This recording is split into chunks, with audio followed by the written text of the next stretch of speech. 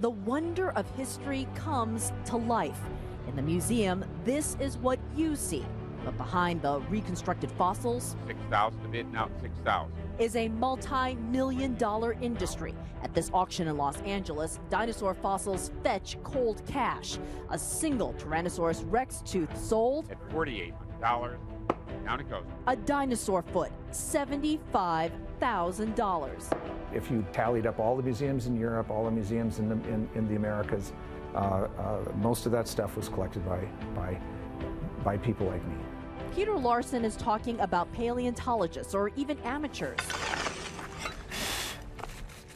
who've independently collected fossils and then sold them on the open market.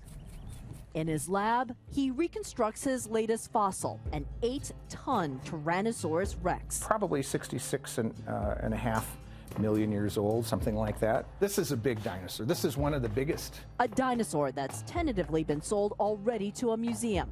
We don't know the price, but what we do know is overall, prices for dinosaurs shifted seismically with the discovery of the largest T-Rex fossil ever found, named Sue. It changed my entire life, my entire focus in science, and changed our business, changed everything.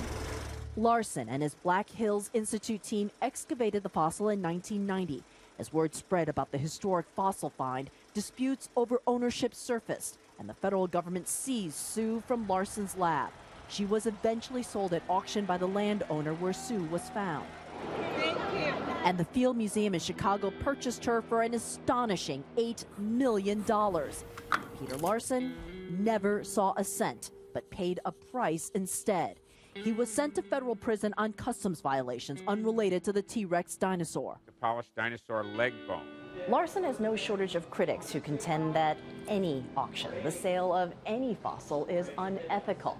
But the professional group of record for paleontologists says that they don't necessarily have a problem with Larson or other commercial collectors as long as these items end up in museums. And that's the problem, says the Field Museum paleontologist Peter Makovicki. After Sue, they can't always compete. There's a concern that museums and institutions like this that would hold specimens for the public good are priced out of the market, and that the specimens are essentially lost to science because they go into somebody's living room. This little texture here? Larson says he sells every significant find only to public institutions, but he is unapologetic about making a living. I don't understand, some of my colleagues think that it's somehow immoral to sell a fossil, or somehow immoral to put something up for auction. But putting something up for auction is a way to find what its real value is. Even revealing history comes with a price. Kyung Lah, CNN, Hill City, South Dakota.